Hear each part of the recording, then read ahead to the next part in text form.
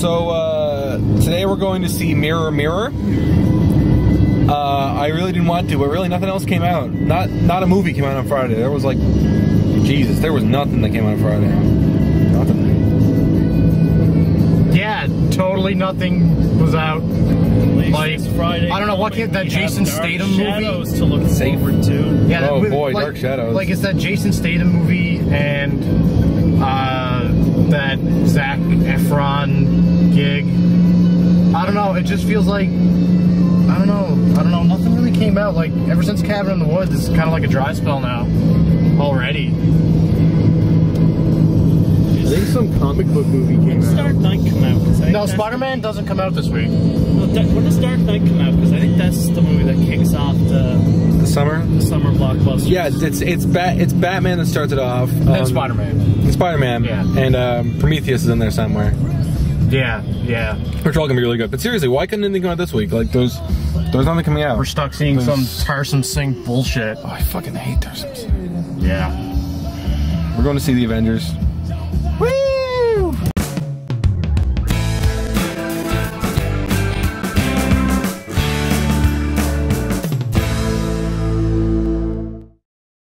We just saw the Avengers. Stop trying to jump the gun, Tim. Yeah, we just saw the Avengers. This isn't gonna be a long video.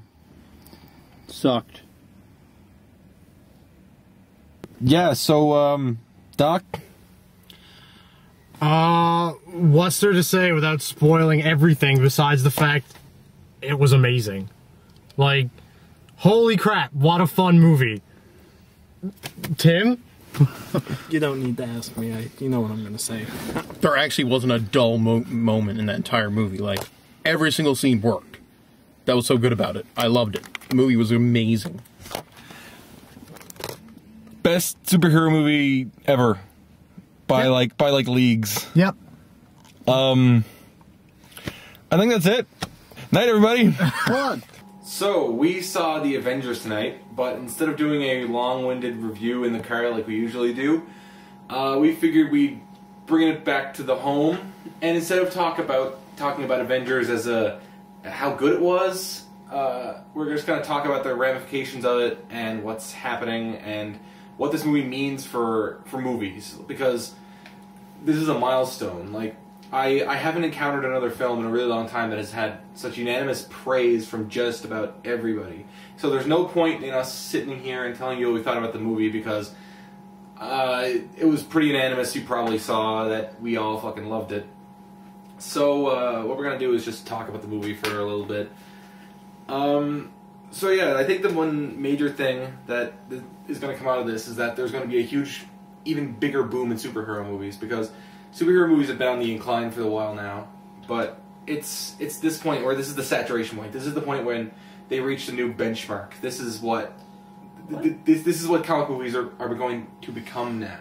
It's doing Avatar business. Like what was the one that started this boom? Because it wasn't like Batman was like the first, I think, of the really big, like, well, Superman and then Batman. I think, and then it kind of died away for a long time. Blade. Until, was it Blade? Spider-Man. No. Blade came out first. I think it was Blade wasn't very big. Blade or X-Men. Apparently, it was the one that drew in a lot of money. Maybe, but I mean, it wasn't like a huge worldwide. No. But what it did is it was the first one where like companies were like, "Wow, we can actually like make money off a comic book movie," and then you get the X-Men movies come out, and like eventually you get Spider-Man, and then it just started snowballing, and now you got a lot of good movies being made that are based off comic books. I guess so. That's a simplified look at it. I'm pretty sure Spider-Man was the movie that really set everything off, because I don't recall anything before Spider-Man having that huge resonance. Regards to, like, you mentioned Blade and stuff, but when Blade was coming out, I never heard people going, "Holy shit, a Blade movie! I need to see Blade." Yeah. But when the first Spider-Man movie was announced 10 plus years ago now, I remember people going, "Holy shit, there's actually going to be like a huge big budget Spider-Man movie. I can't wait to see it. I'm so fucking stoked." And that was like the first time I heard anybody being like legitimately really excited about, a big name superhero movie. Makes sense. That was 10 years ago, wasn't it? I think that came out in 2002. Yeah. Wow. It makes me feel old. We are old. We're terribly old. But yeah, no, the I think that the face of blockbusters has changed now, because this movie is doing so much money, so much business, that even the bigwigs who don't believe in movies are really going to need to stand up and take notice of the fact that not only is this like a big budget movie filled with CG and stuff, it's a really competent, smart script with a lot of really good characters, and it's generally a really good movie.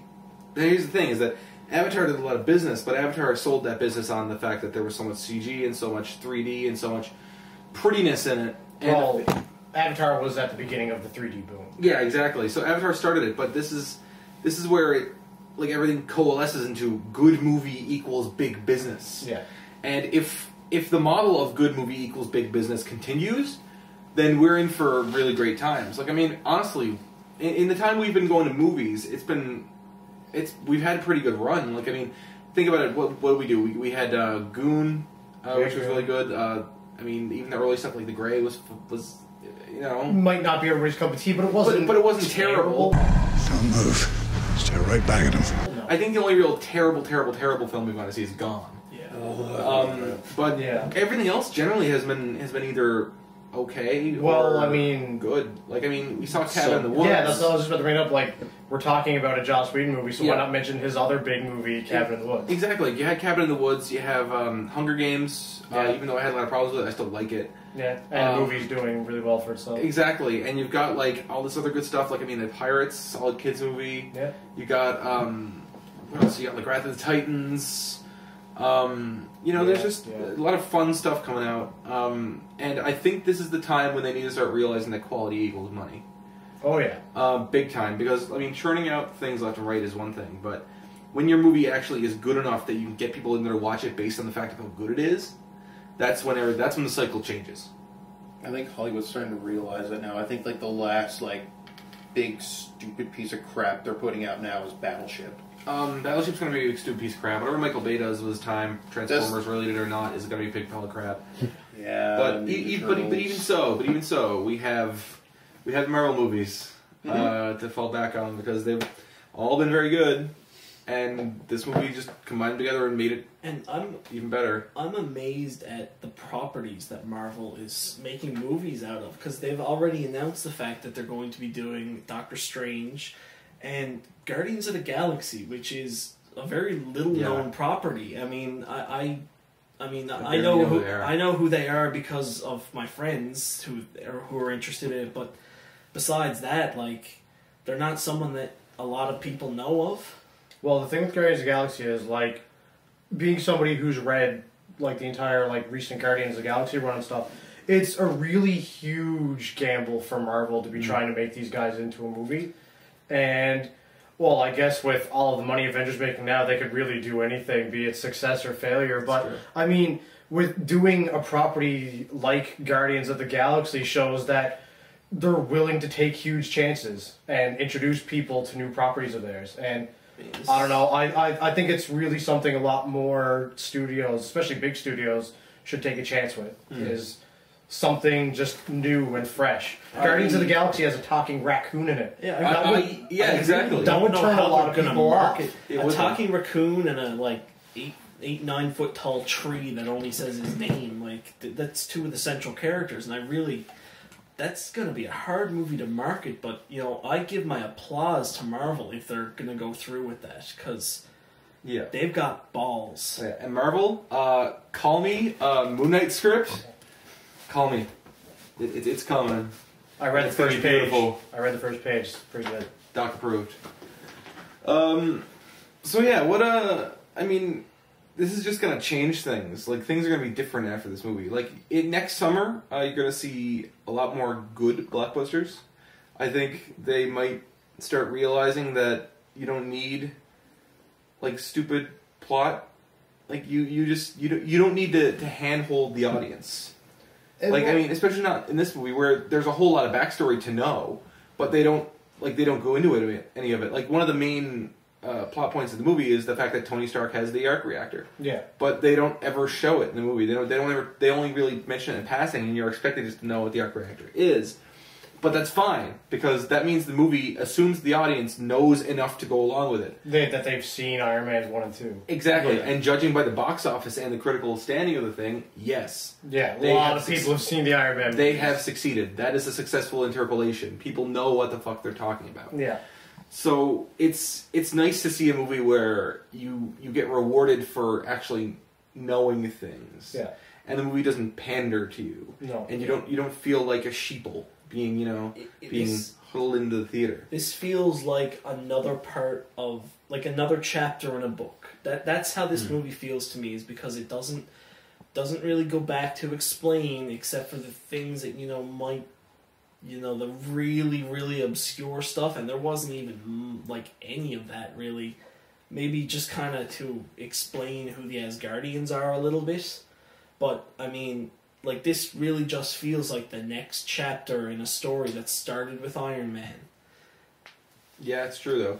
It's they set everything up in Iron Man. They kept paying it off in Captain America and Thor, and now is the big This is the payoff. explosion payoff. This yeah. is the payoff for all the people who've stuck with the Marvel movies so far. It's Yeah, like, exactly. You've seen all these movies, you've cared enough to learn about all of these characters and stuff we're putting on the screen.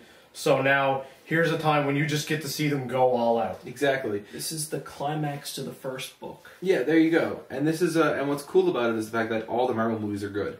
Like I'm not gonna say all of them, but I mean the ones that they put out recently, like Iron Man, Captain America, the Thor, Mar- Iron Man 2. The All Marvel the Paramount, Studios. all the Paramount ones. Yeah, the Paramount Marvel Studios movies. and they've all been really good so far. So I mean, they've proven that what you need to take and what you need to do in order to make a film and a franchise successful is make it good.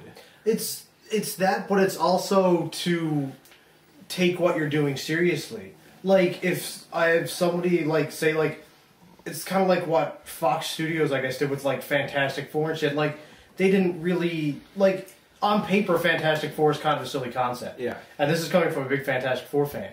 But the way Fox Studios, they treated it like Joe Nobody read it on a piece of paper, and they made the movie really silly.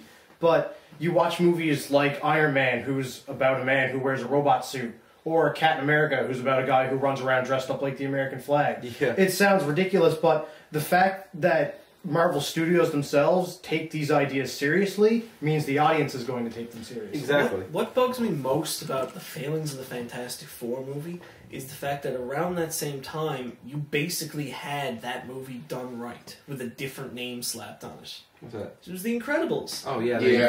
Incredibles is the movie about a superhero family. It's exactly the same concept as the Fantastic Four, except for the fact that it was clearly written by a fan of the Fantastic Four, and it just was And a bit of Watchmen. slightly different to the characters. I really think the best approach for them to do a Fantastic Four movie now would be to skip the backstory and just kind of introduce them as a family of superheroes, the same way the Incredibles did. I know, and I'm sure a lot of other people know how the Fantastic Four became superheroes, but I didn't know in the Incredibles how they became superheroes, and I didn't really care either, because that wasn't the story I was there to see. It's true. I wouldn't mind seeing another reboot of the Fantastic Four movie with an origin story, because Fox fucked it up royally. Yeah, those movies are pretty. Oh yeah, terrible. Doctor Doom was up there with them too. What? Yeah, it's the thing is that it's Fantastic Four and Spider-Man are gonna be really fringe now. Oh, yeah. Here's the thing: is I that don't know about the new Spider-Man movie. I think it'll do fine. I think it'll do fine as well, but I don't think it's gonna do Avengers business. No. And Well- and the thing about Sony is that Sony will not be satisfied until they do Avengers business. Because Sony is one of those companies that's insanely stubborn and will not give up anything. From what I've heard, Sony actually really doesn't like the new Yeah, Spider-Man they movie. hate the new Spider-Man movie. And the only reason they made it is so they could keep a hold on the license. Like, let's be honest. I'd love to know the numbers that like Marvel would have to pay to get some of their properties back. A lot. Yeah, I don't know, they could probably do it off all the money Avengers is making now. True. Who did Red Sonja again? Red Sonja? Who played her in that movie? Oh, Bridget Nielsen? Apparently she owns the rights to She-Hulk. because she wanted to play She-Hulk. Really? And she will not give up the rights for a movie. It's like fucking, what's his name? James Cameron and his goddamn Battle Angel Alita plans. But that's onto another, that's a whole other lack can of of plans, worms. yeah. So apparently we don't have as much as we thought we would, but we basically just wanted to close out by analyzing the fact that this is the new bar for summer blockbusters. This is the new movie that every other movie is measured against. Like, I mean, we've got Spider-Man coming up, we've got Dark Knight Rises coming up. Yeah. We've got Prometheus and a slew of other summer movies, and every one of them is going to be judged based on this one. And I think from now on, superhero movies are going to have to up their game. You can't do a Fantastic Four anymore. You can't make that shitty Daredevil movie anymore. You can't make Green Lantern. You can't make Green Lantern anymore. Can't make Superman Returns anymore. You can't make Superman Returns anymore. You have to make a good superhero movie, or else people won't give a shit. Man, Because you can't even make Spider-Man anymore. you can still make Spider-Man, but you got to do it right. No, if You can make all of these things. You just have to do actually it right. No, you had to care about what you're doing. Yeah, The studios need to realize that there is a big difference between a big dumb action movie and a big action movie. yeah. Avengers is the latter. Yeah, it's so refreshing. It's a popcorn movie, but it's a good popcorn movie, as in you don't feel dumb. It's a popcorn movie that doesn't pander. It pays attention to the characters.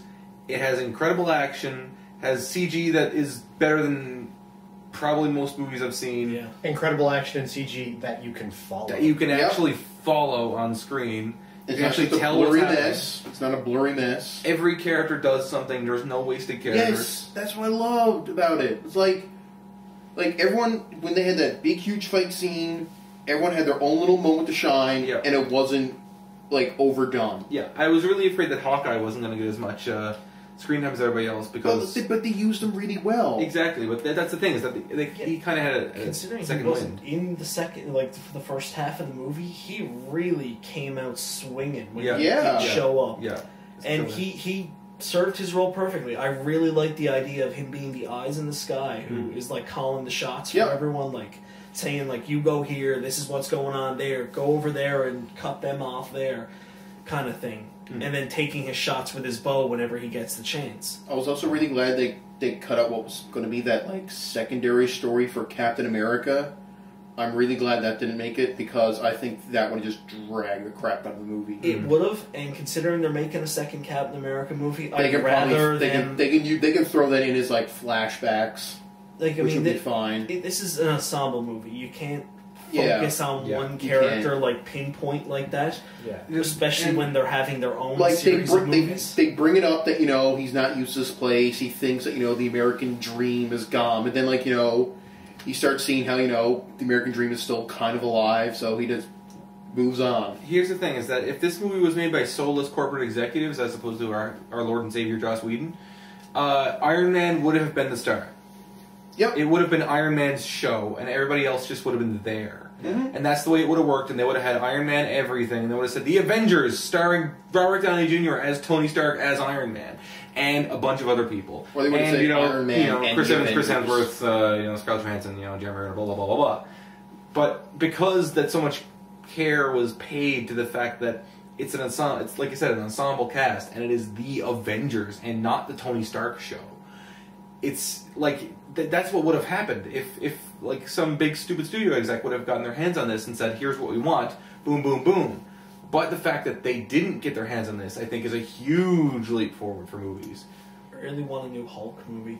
I think a new Hulk movie is Ruffalo did yeah. such a great job. Yeah, he was really good. He sold that part. And he could carry a movie. Yeah. You could. And Yeah. I love the Norton version. I thought it was great. Yeah, me too. But, it really... And I know it's supposed to be in canon with this one, but the fact that Ruffalo he did such a great job in this movie that I actually kind of find it hard to think of the other one now as being in the same continuity. Yeah.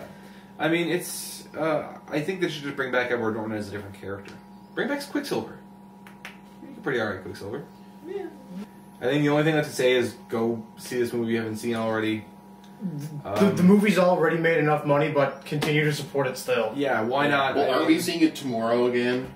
Yeah. Sure, I'll go if you want to. We were planning on going to see it in IMAX. Yeah, why not? I'm curious about the. I don't really care about the 3D, but I really want to see the IMAX. Just Yeah, the gigantic. like the screen. 3D, I don't give a fuck, but just the big screen and the extra sound. Oh yeah, that's gonna be amazing. Considering that movie, I think it would just makes it like an even better experience. It gets a bit loud, but I wouldn't give a crap. No, That's exactly I'm just saying what you want. it's great. For like it does get a little bit loud. Like not only if that, you don't like loud noises, I'm fine with loud noises. avoid the IMAX because it does get pretty loud. But this is like it's good loud. It's like the first like superhero ensemble movie too. Yeah, it is though, and it just worked so well. Yeah, everything gelled together. Like I've never seen like the only time I ever seen like any like what we consider like a movie of just like a bunch of superheroes getting there. That was like the Avengers cartoon movies that came out when like after Iron Man did, and they mentioned the Avengers movie. I guess so. Yeah. I think the Hellboy movies kind of are like that, but I think that's one of the things where Hellboy fails. Where this movie succeeds. In fact, there's a bunch of wacky characters and you want to know all about them, but they don't really get to do that much in the grand scheme of things. And I think that's a really big weakness of Guillermo del Toro's Hellboy movie, is that there's a lot of things going on and they don't get to ever really concentrate on it. Like, I want an Abe Sapien movie. I want a Johann Kraus movie. I don't just want to see it in the background doing nothing, right? Yeah, I think one of the problems with the Hellboy movies is like they just want to delve into the world as opposed to the characters. Yeah, that's always kind of been Del Toro's trapping, though, is the fact that he creates such elaborate worlds. I think sometimes he gets lost in his own stuff. He can make great worlds, but he forgets to fucking populate them. I actually can't stand Guillermo del Toro. The way he makes movies really annoys me. But that's getting on an entirely different tangent. Let's wrap this movie up. Let's wrap this one up. Like, basically our point is, this is the new blockbuster standard. More people who want to make comic book movies need to take more care with their source material and treat it as making a movie first and not just a comic book movie. There you go. That's like this. It's a movie first and a comic book movie second. Yeah, ultimately that's the point of all of this. It's the root of all of this. What we're saying is the fact that it's not a comic book movie, it's a movie. Yeah. Like, the comic book movie has transcended the comic book movie. It's just become... It has become a movie.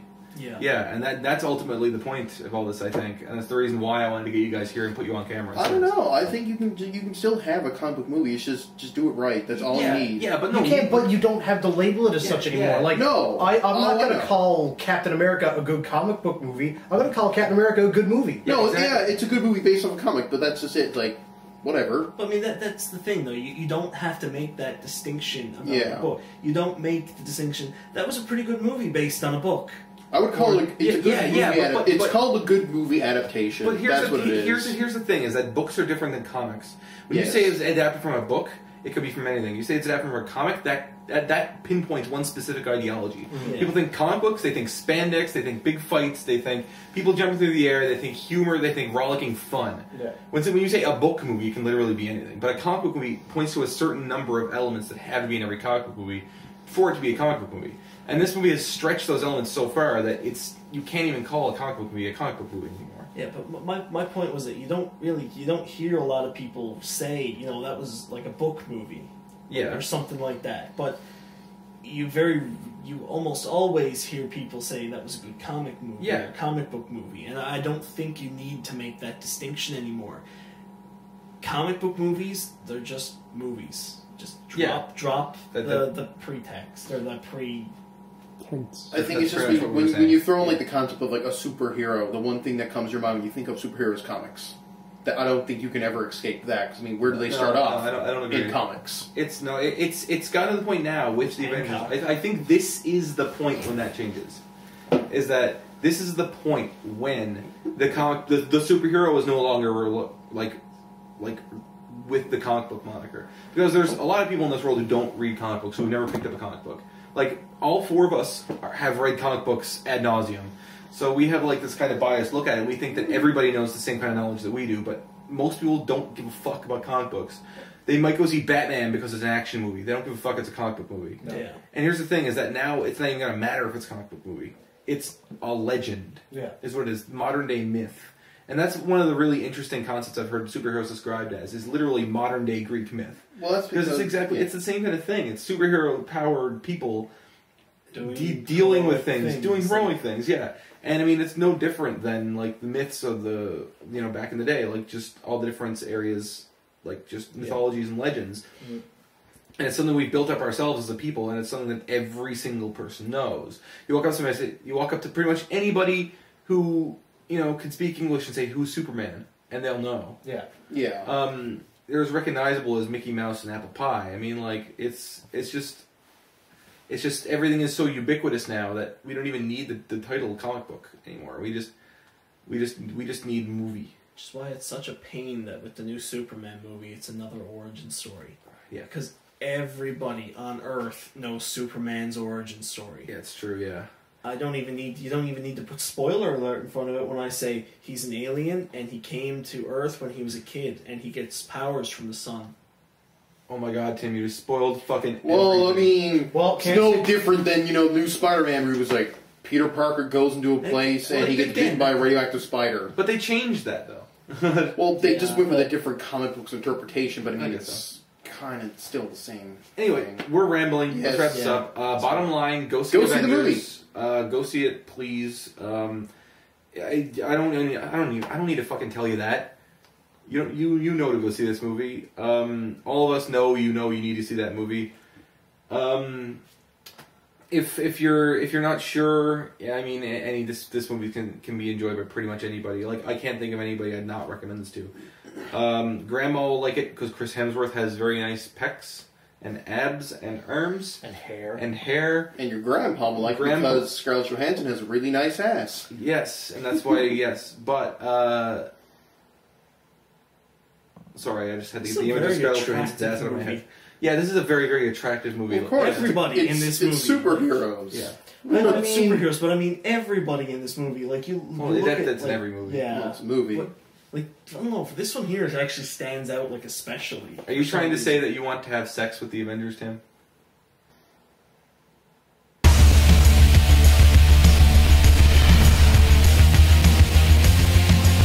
Dr. Banner, your work is unparalleled, and I'm a huge fan of the way you lose control and turn into an enormous green rage monster.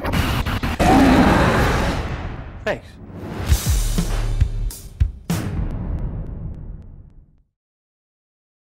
Okay, let's stop this now. Thanks, guys. Have a good one. Bye. I can't show this to my parents.